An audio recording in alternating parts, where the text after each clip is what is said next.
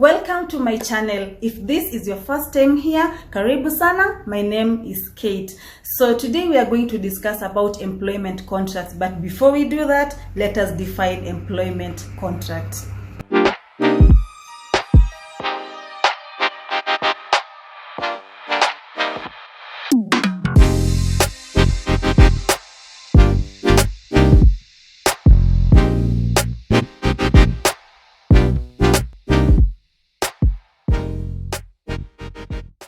So we have different clauses included in an employment contract. Just to mention but a few, we have the scope of employment, there's compensation and benefits, we have probationary period, non-competition, termination, non-solicitation, non-disclosure, intellectual property, arbitration, just but to mention a few. So before you sign any contract, always consider the following things. The first thing that you'll need to check is the job title.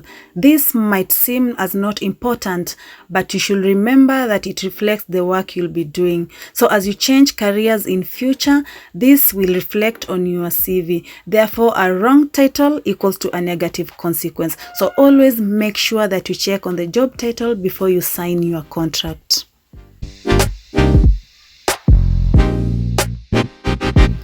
A job description is an important aspect in your employment, so always confirm whether the job description is inclusive in the contract.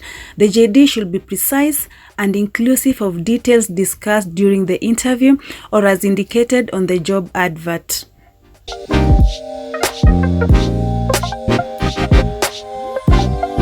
Before you sign your contract, please also consider to check on the salary and benefits clause. Here you'll need to check on the figures, the currency, the payment intervals, and even the date of payment. Always ensure the salary on the contract matches that on the offer letter. Here you should as well consider the payment procedure. The benefits should also be clearly indicated and explained. Depending on the type of contract, please check on the start and end dates. Remember, this does not apply to permanent contracts.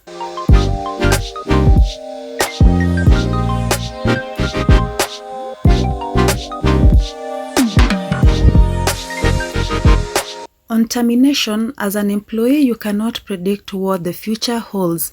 For this reason, you need to have an idea of what needs to be done and how. A contract can be terminated by either party, that is an employee or an employer. So always make sure that you go through this clause. If there's anything that you don't understand, please seek clarity before you sign your contract. It's important to know how many hours you'll be spending at work in a day or even a week.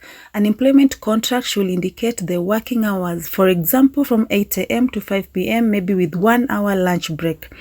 If the organization has plans on provision of overtime payments, this should as well be clearly stated and rules to it indicated. Depending on the type of leave you need, please check on the number of days entitled to, procedures to be followed when applying for leave, when to apply for leave. Also confirm whether leave can be carried forward to the following year.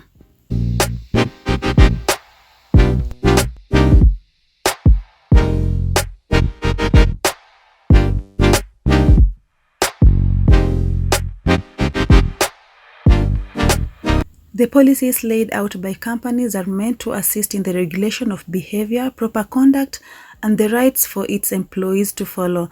Read the policies carefully and understand before you sign.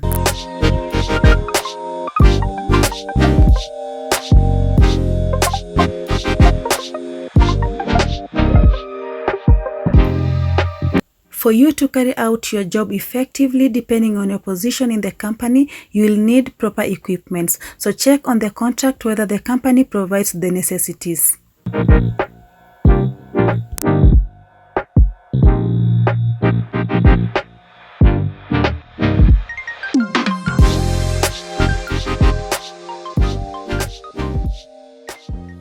So always remember to read, understand, seek clarity before you sign your contract. Always remember that you need each other and people matter. Please subscribe to my channel, like, share with your friends, and let us continue with this journey together. Thank you very much for watching and see you on the next video.